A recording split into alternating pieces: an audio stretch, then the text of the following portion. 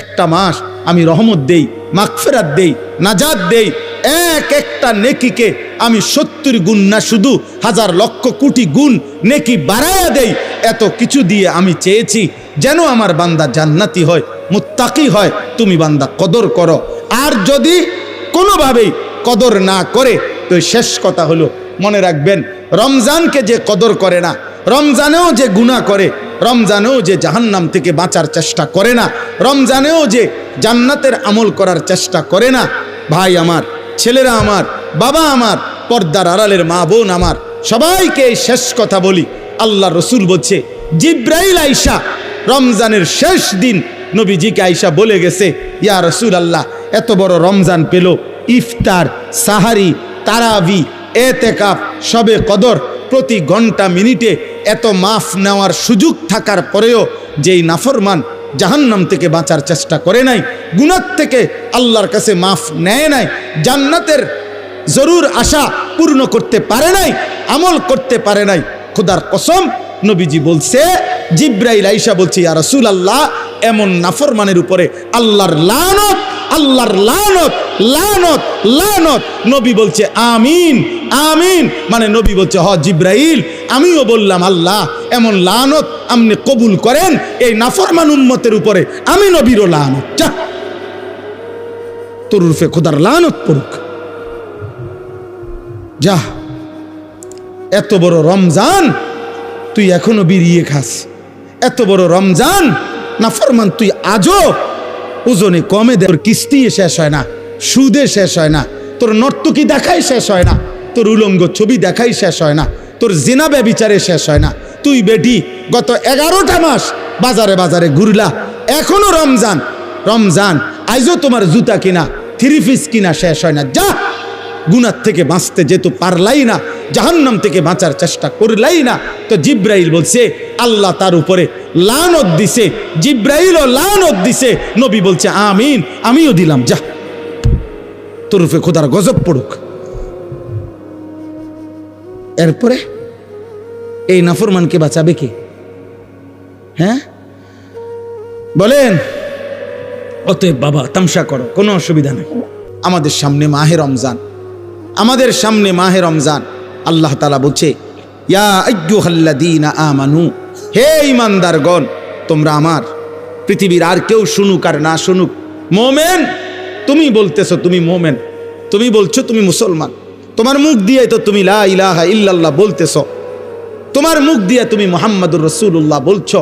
অতএব আমি তোমার কাছে চাচ্ছি, কুতিবা আলাইকুমুস সিয়াম, তোমাদের জন্য আমি রোজাকে ফরজ করলাম, কামা কুতিবা আলাল্লাযীনা মিন ক্বাবলিকুম, তোমাদের পূর্ববর্তী ঈমানদারদের উপরেও আমি রোজা ফরজ করেছিলাম। কেন? লাআল্লাকুম তাত্তাকুন। আল্লাহ বলছে, গত 11 মাসে আমি চেয়েছি তোমাকে মুত্তাকি বানাইতে। আমি 11 মাস ধরে বলছি, ইত্তাকুল্লাহ, ইত্তাকুল্লাহ, ইত্তাকুল্লাহ, আল্লাহকে ভয় করো, আল্লাহকে ভয় করো, আল্লাহকে ভয় করো, আল্লাহকে ভয় করো। কিন্তু কোনো পাত্তা দিলা না বান্দা, কোনো পাত্তা দিলা না।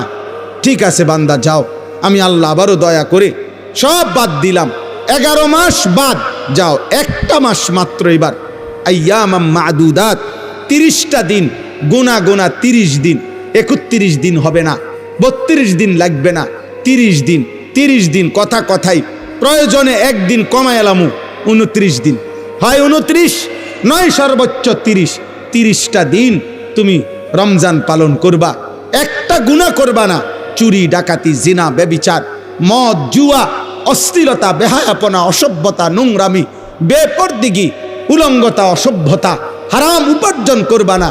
আর জিকির করবা, তিলাওয়াত করবা, রোজা রাখবা, ইফতার করবা, সাহারি খাবা, তারাবি পড়বা, শেষ দশকে এতেকাফ করবা, শবে কদর তালাশ করবা, প্রতিদিন কাঁদবা, দোয়া করবা, মুনাজাত করবা, একটা মাস গুনে গুনে আমার ইবাদত আমলে কাটাইবা, গুনাহ থেকে বেঁচে থাকবা। আল্লাহ বলেন, আমি 30 দিনেই তোমারে মুত্তাকি বানায়া জান্নাতি বানায়া দেব, লাআল্লাকুম তাত্তাকুন। আল্লাহ তাআলা বলছে, বান্দা কঠিন হবে না, কষ্ট হবে না, দেখো তুমি নিয়ত করলে পারবা। এখানে আছে, ইউরিদুল্লাহু বিকুমুল ইউসরা ওয়ালা ইউরিদু বিকুমুল উসরা। আল্লাহ তাআলা বলে, বান্দা আমি যেমনে যেমনে রমজান সাজাইছি, রমজান, রোজা, ইফতার, সাহারি, তারাবি, এতেকাফ, শবে কদর, যেটা যেমনে সেটিং করছি, আল্লাহ বলে বান্দা বিশ্বাস করো, আমি আল্লাহ খেয়াল রাখছি তোমার যেন সহজ হয়, কঠিন যেন না হয়। এইভাবে আমি আল্লাহ বিধানটা আমি নিজের হাতে সাজাইছি। ইউরিদুল্লাহু বিকুমুল ইউসরা, তোমার কঠিন হবে না, তোমার কঠিন হবে না। আমি জানি তোমার ভিতর বাহির, তোমার শরীরের যোগ্যতা কদ্দুর, এ তো আমি দিছি বান্দা। তোমার শরীর স্বাস্থ্য, তোমার জীবন যৌবন আমি দিছি। তুমি অসুস্থ প্রচণ্ড, কোনোভাবেই তুমি পারবা না, তো ঠিক আছে, ফামান কানা মিনকুম মারিদান, তুমি যদি প্রচণ্ড অসুস্থ হও, যে অসুস্থতা রোগ বেড়ে যাবে রোজা রাখলে, তো ঠিক আছে, যখন সুস্থ হও তখন তুমি কাজা করে নিও। আল্লাহ বলছে লম্বা পথ সফর করবা, তোমার কষ্ট হবে মুসাফির, ঠিক আছে, তুমি ওই সময় রোজা ছেড়ে দিও, অন্য সময়ে যখন বাড়িতে থাকবা কাজা করে নিও। তুমি যদি একেবারে বৃদ্ধ দুর্বল হও, যে আর কোনোদিন সবল সুস্থ রোজা রাখার মতো যোগ্যতা তোমার ধারণা আর কোনোদিন হবে না, তো আল্লাহ বলেন অসুবিধা নাই, যাও ফিদিয়াতুন তুআমু মিসকিন, প্রত্যেক রোজার বিনিময়ে এক সাদকায়ে ফিতির, রমজানে যে ফিতরা দেন এই ফিতরা পরিমাণ একজন মিসকিনকে খাবার বা সমপরিমাণ মূল্য তুমি দিয়ে দাও। আল্লাহ বলেন সব রকমের সুযোগ রাখছি, প্রচণ্ড দুর্বল হলে কি করবা, মুসাফির হইলে কি করবা, একেবারে বৃদ্ধ হইলে কি করবা, এইভাবে গর্ভস্থিত নারী যার গর্ভে বাচ্চা আছে তার জন্য কি করতে হবে আল্লাহ তাআলা বলেন, আলাদা আলাদা করে বলছি, কঠিন কিছু বলি নাই। সন্ধ্যা থেকে নিয়ে সুবহে সাদিক পর্যন্ত খাও, পান করো, স্বামী স্ত্রী মিলামেশা করো, সুবহে সাদিক থেকে সূর্যাস্ত পর্যন্ত শুধু এইটুকু সময় খাদ্য খাবার থেকে বিরত থাকো। শেষ দশক এতেকাফের চেষ্টা করো, বেজর রাত্রিগুলো সবে কদর তালাশ করো, গুনাহ কইরো না। বাজারে তো সারা বছরই যাইতে পারবা, কাপড় লুঙ্গি শার্ট শাড়ি থ্রি পিস জুতা এ তো সারা বছরই কিনতে পারবা। একটা মাস আমি রহমত দেই, মাগফিরাত দেই, নাজাত দেই, এক একটা নেকিকে আমি 70 গুণ না শুধু হাজার লক্ষ কোটি গুণ নেকি বাড়ায়া দেই। এত কিছু দিয়ে আমি চেয়েছি যেন আমার বান্দা জান্নাতি হয়, মুত্তাকি হয়। তুমি বান্দা কদর করো, আর যদি কোনোভাবেই কদর না করে তো শেষ কথা হলো মনে রাখবেন, রমজানকে যে কদর করে না, রমজানেও যে গুনাহ করে, রমজানেও যে জাহান্নাম থেকে বাঁচার চেষ্টা করে না, রমজানেও যে জান্নাতের আমল করার চেষ্টা করে না, ভাই আমার, ছেলেরা আমার, বাবা আমার, পর্দার আড়ালের মা বোন আমার, সবাইকে এই শেষ কথা বলি। আল্লাহ রসুল বলছে, জিব্রাইল আইসা রমজানের শেষ দিন নবীজিকে আইসা বলে গেছে, ইয়া রসুল আল্লাহ, এত বড় রমজান পেল, ইফতার, সাহারি, তারাবি, এতেকাফ, শবে কদর, প্রতি ঘন্টা মিনিটে এত মাফ নেওয়ার সুযোগ থাকার পরেও যেই নাফরমান জাহান্নাম থেকে বাঁচার চেষ্টা করে নাই, গুনাহ থেকে আল্লাহর কাছে মাফ নেয় নাই, জান্নাতের জরুর আশা পূর্ণ করতে পারে নাই, আমল করতে পারে নাই, খোদার কসম নবীজি বলছে, জিব্রাইল আইসা বলছে, ইয়া রাসূলুল্লাহ, এমন নাফরমানের উপরে আল্লাহর লানত, আল্লাহর লানত, লানত, লানত। নবী বলছে আমিন, আমিন, মানে নবী বলছে হ জিব্রাইল, আমিও বললাম আল্লাহ এমন লানত আপনি কবুল করেন এই নাফরমান উম্মতের উপরে, আমি নবীরও লানত, যা তোর রূপে খোদার লানত পড়ুক, যা। এত বড় রমজান তুই এখনো বিড়িয়ে খাস, এত বড় রমজান নাফরমান তুই আজও ওজনে কমে দে, তোর কিস্তি শেষ হয় না, সুদে শেষ হয় না, তোর নর্তকী দেখাই শেষ হয় না, তোর উলঙ্গ ছবি দেখাই শেষ হয় না, তোর জিনা ব্যভিচারে শেষ হয় না। তুই বেটি গত 11টা মাস বাজারে বাজারে ঘুরলা, এখনো রমজান, রমজান আইজও তোমার জুতা কিনা থ্রি পিস কিনা শেষ হয় না, যা। গুনাহ থেকে বাঁচতে যেহেতু পারলাই না, জাহান্নাম থেকে বাঁচার চেষ্টা করলাই না, তো জিব্রাইল বলছে আল্লাহ তার উপরে লানত দিছে, জিব্রাইলও লানত দিছে, নবী বলছে আমিন, আমিও দিলাম, যা তোর উপরে খোদার গজব পড়ুক। এরপরে এই নাফরমানকে বাঁচাবে কে? হ্যাঁ বলেন? অতএব বাবা তামসা করো, কোনো অসুবিধা নেই, এ কথা শেষ আমার। মনে রাখো, হাসি কান্না, আনন্দ বেদনা, সুখ দুঃখ, হ্যাঁ, আনুগত্য অবাধ্য, ঈমান কুফর, কোনো কিছুতেই পৃথিবী থামে না, তুমিও থামতা না, একদিন কবরেই চলে যাইত। হাসলেও কাঁদলেও, সুখে থাকলেও দুঃখে থাকলেও, ইমানদার হইলেও নাফরমান হইলেও, আনুগত্য থাকলেও আনুগত্য না থাকলো, সেজদা দিলেও মোর মৃত্যু হবে, সেজদা না দিলেও মৃত্যু হবে। সেজদা দিতে দিতে আব্দুল কাদের জিলানী হইলেও মৃত্যু হবে, নাফরমানি করতে করতে ফেরাউন নমরুদ হইলেও কি হবে? খালাস, অসুবিধা নাই, কোনো অসুবিধা নাই। চলো ভাই, কারো জন্য পৃথিবী থামে না। আমাদের কারো মৃত্যুতে, আমাদের কারো জন্মে সেকেন্ড, ঘন্টা, মিনিট, 1 সেকেন্ড থামে না। সময়ের গতি থামে? কথা বলে না। পৃথিবী থামে কারো জন্য? না না। কোনো ক্ষমতাধরের মৃত্যু আর কোনো ফকিরের মৃত্যু সময়ের কাছে সবাই বরাবর। সময় বলে আমি চলছি তো চলছি, কে মরলো, কে জিতলো, কে হারলো, কে জন্ম নিল, আমার তো সময় না। আমি যাচ্ছি আখিরাতের দিকে, আমি যাচ্ছি কবরের দিকে। অকুল্লুম ফি ফালাকিন ইয়াসবাহুন। আল্লাহ বলে সব কিছু তার নির্ধারিত গক্ষপথে, গন্তব্যের দিকে, মানে আখিরাতের দিকে চলছে, সব চলছে। আমরা সবাই যাচ্ছি কোন দিকে? কথা বলে না। আমরা যাচ্ছি কোন দিকে ভাই? আখিরাতের, আখিরাতের দিকে। অতএব ব্যক্তি, ঘর, সংসার, পরিবার, দেশ, রাষ্ট্র, রাজনীতি, ক্ষমতা, সব কিছুতে আখিরাতকে প্রাধান্য দিবেন। বলেন ইনশাআল্লাহ, বলেন ইনশাআল্লাহ।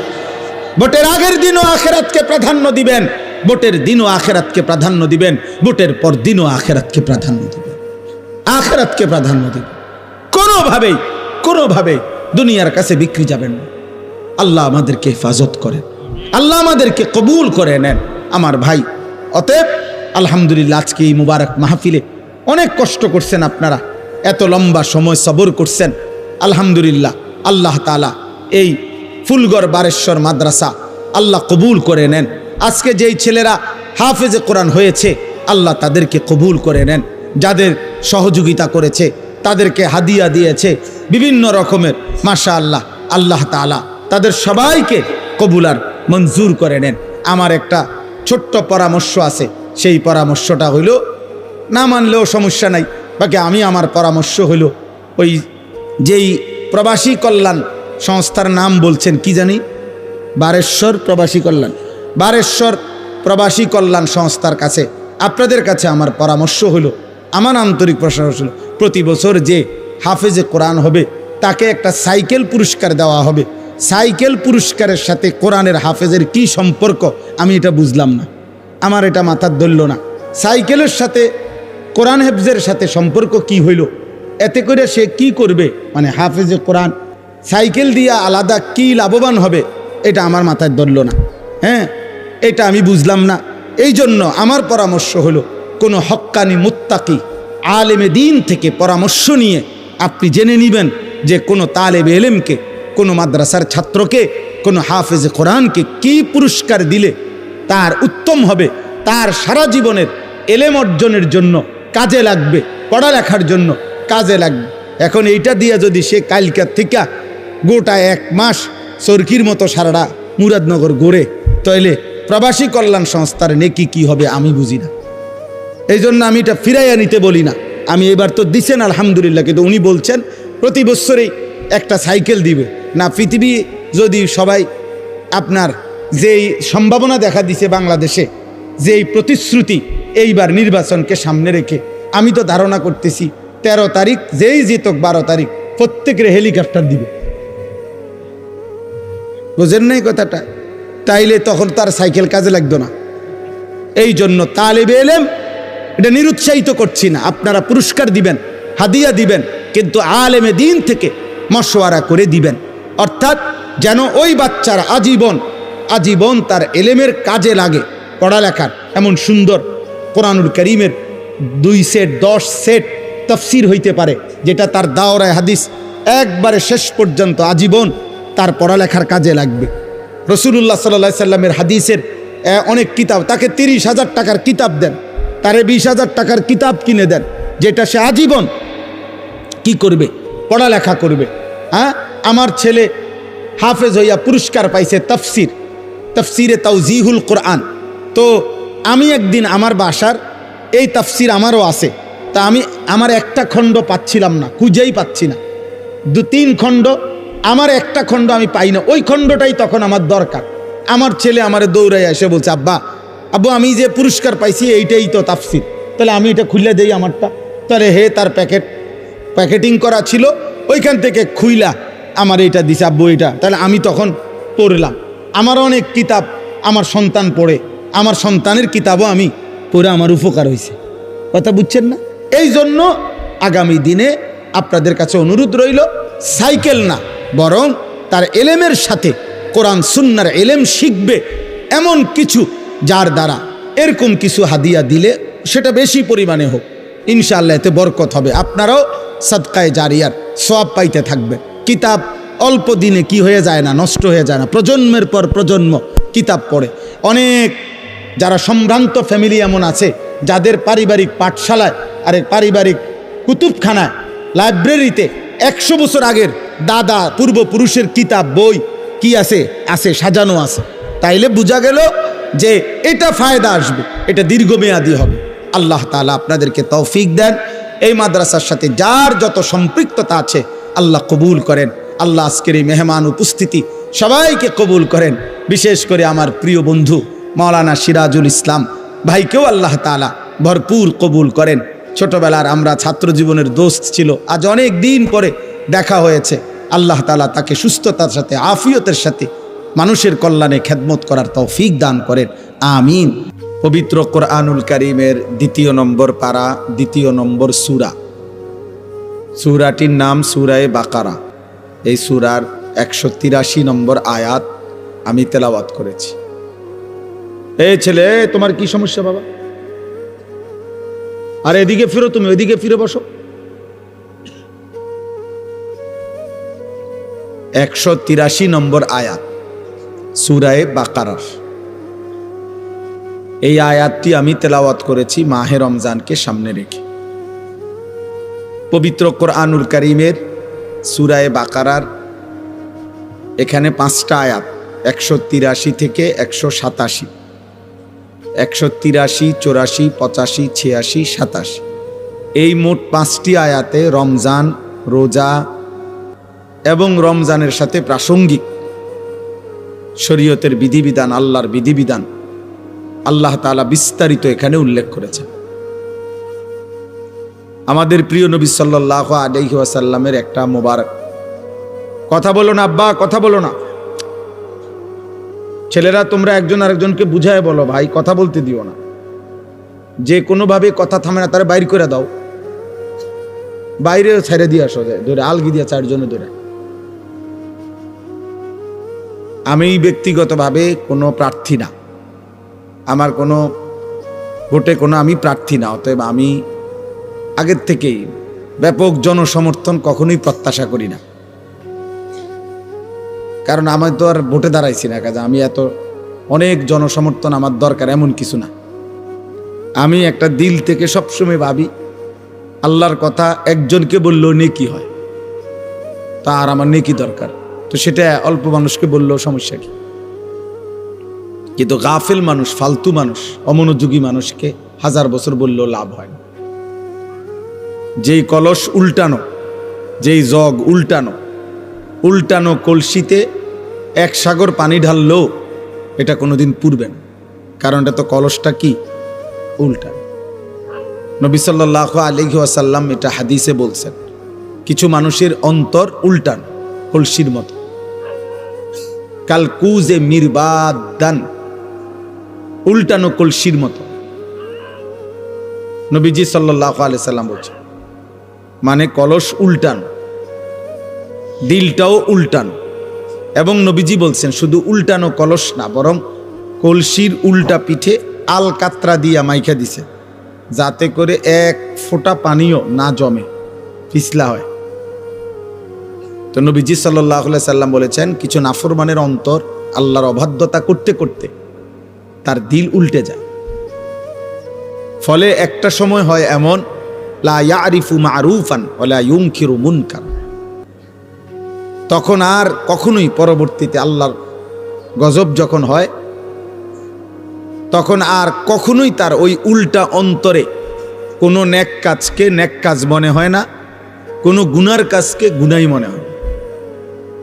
এটা মানুষের জীবনের সবচেয়ে বড় দুর্ভাগ্য। কারণ এটুকু অনুভূতি যদি কারো চলে যায়, তো তার জীবনে আর কিছু থাকে না। কম বেশি ভুল পাপ দোষ ত্রুটি আমাদের সবার আছে, হুজুরেরও পাবলিকেরও, ফির সাহেবেরও মুরিদ সাহেবেরও। কিন্তু বিষয়টা হলো অনুভূতি থাকা, নিজের বিবেক বোধ কাজ করে, আত্ম অনুভূতি আছে যে না, কাজটা আমি ঠিক করিনি, এটা উচিত হলো না, এটা আমার জন্য আল্লাহ তাআলার নিষেধ, এটা আমার জন্য আদেশ। এই যে এই বিবেক বোধ, পার্থক্য শক্তি, এটা যদি কমপক্ষে থাকে তো নিয়ামত, ধীরে ধীরে লোকটা বদলায়। কিন্তু 30 বছর 40 বছর ধরে প্রতিদিন এক তালে মিথ্যা কথা বলতেছে, এটা কোন ধরনের পাপ? দেন এক নিয়মে এক ঢঙ্গে মিথ্যাই বলতেছে, আজকে 40 বছর ধরে সুদ খায়, এটা কেমন সুদ খোর? আজকে 60 বছর ধরে প্রতিদিন গালি দেয় এক তালে, এটা বেটার কথা বললেই নিয়ম গালিলেন। এক হাতে সিগারেট খাইতেছে, মুখে অকথ্য গালিগালাজ করতেছে, সামনে রঙিন টেলিভিশনে নাচ গান চলতেছে, মানে এটা যে গুনাহ, বছরের পর বছর তার বিবেকের মধ্যে এতটুকু অনুভূতিও নেই। এটা অনেক বড় লানত, অভিশাপ, এটা অনেক বড় দুর্ভাগ্য, বদনসিব, যে দিনের পর দিন, মাসের পর মাস গুনার পর গুনাহ, কিন্তু তার কখনো এটা অনুভূতিও হয় না, তার অনুভূতিও হয় না, তার শরীরে কোনো সৌদে নাই। ওই যে সর্দি মারাত্মক হইলে ঘ্রাণ শক্তি কমে যায়, তখন তার আর নাকে সুদ থাকে না। এই গুনাহ আর নাফরমানি যখন বেড়ে যায়, তো ধীরে ধীরে মানুষের উপরে যে মুসিবতটা আসে সেটা হলো আল্লাহর পক্ষ থেকে যেই আযাব আসে, সেই আযাব হলো আল্লাহ তাকে আত্মভোলা করে দেয়। ফাআনসাহুম আনফুসাহুম। এজন্য তাফসীরের মধ্যে আছে, কোন মানুষের উপরে দুনিয়াতে আল্লাহর সবচেয়ে বড় শাস্তি কি? দুনিয়াতে সবচেয়ে বড় শাস্তি, তাকে আল্লাহ আত্মভোলা করে দেয়, আপন ভোলা। অর্থাৎ সে আর কোনোভাবেই বোঝে না সে কে, তার উচিত কি, করণীয় কি। খাইতেছে, ঘুমাইতেছে, পেশাব করতেছে, পায়খানা করতেছে, ঘুমাইছে তো ঘুমাইতেছে, মুতে ধরছে তো একখান দিয়ে মুততে দিছে, এটা কি রাস্তা, এখানে মানুষ চলাফেরা করে কিনা, কেউ দেখলে কি মনে করে, কোনো কিছু। হালালও খায়, হারামও খায়, গালিও দেয়, সালামও দেয়, মদও খায়, মধুও খায়, মাকেও দেখে, বোনকেও দেখে, আবার মোবাইলে টেলিভিশনে নর্তকীও দেখে, আপন স্ত্রীও দেখে, উলঙ্গ ছবিও দেখে, মানে পার্থক্য নেই তার ভিতরে, আর এই অনুভূতিটুকু কাজ করে না। সবকিছুই তার কাছে বরাবর, কষ্ট করে কামাই করে পয়সাও নেয়, সুদের টাকাও নেয়, কিস্তিও নেয়, সব মিলাইয়া 30,000, মিলে জিল্লে 12 লাখ টাকা পয়সা। কেমনে মিলাইছেন? এই এমনি এমনি, দোয়া করেন, এমনি এমনি মিলাইছে, এমনি এমনি কি তা 6 লাখ জমি বেচা আর 6 লাখ সুদে কিস্তিতে, হালালও আছে, হারামও আছে, পার্থক্য নেই। এটা কোনো মানুষের উপরে সবচেয়ে বড় লানত, আল্লাহর সবচেয়ে বড় শাস্তি। ওয়ালা তাকুনু কাল্লাযীনা নাসুল্লাহ ফাআনসাহুম আনফুসাহুম। আল্লাহ তাআলা বলে, বান্দা আমাকে এই পরিমাণ ভুলে যেও না, একদিন আমি কিন্তু তোমাকে নিজেকে ভুলাই দেব, আর কোনোদিন তোমার মনে পড়বে না তোমার কবর, আখিরাত, পরকাল, মিজান, ফুলসিরাত, তোমার বিচার হবে, হাসর হবে, আমলনামা হাতে দেয়া হবে, কিচ্ছু আর মনে হবে। নাউযুবিল্লাহ। কোরআনুল কারীমের মধ্যে আছে, ওয়ায়াউমা ইয়া'আদ্দুয যালিমু আলা ইয়াদাইহি। নাফরমান পাপী হাসরের দিন নিজের হাতগুলো আঙ্গুলগুলো দাঁত দিয়ে এইভাবে কামড়াইয়া ছিঁড়ে ফেলতে চাইবে আফসুসে, আর বলবে, হায় আমি কি করলাম। ইয়াকুলু ইয়া লাইতানি ইত্তাখাযতু মা'আর রাসূলি সাবিলা। আমি যদি রাসূলের পথ ধরতাম। ইয়া ওয়াইলাতা লাইতানি লাম আত্তাখিজ ফুলানান খলিলা। হায় আফসুস, আমি যদি মন্দ লোককে বন্ধু না বানাইতাম। যে আমাকে নারী দেখাইলো, ছবি দেখাইলো, জিনা ব্যভিচারের আড্ডায় নিয়ে গেল, যে আমারে মদের আড্ডা, জুয়ার আড্ডা, সুদের আড্ডা, কিস্তির আড্ডা, যে আমারে দিয়া খুন, সন্ত্রাস, চাঁদাবাজি, রাহাজানি, অন্যায়, অসভ্যতা করলো, আমি যদি তাকে বন্ধু না বানাইতাম, তাকে যদি অনুসরণ না করতাম,